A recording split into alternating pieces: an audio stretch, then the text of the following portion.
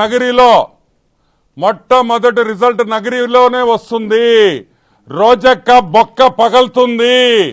కాబట్టి ఐపాక్ రిషికి central security forces ద్వారా ఆయనకి సెక్యూరిటీ ఇవ్వాలి.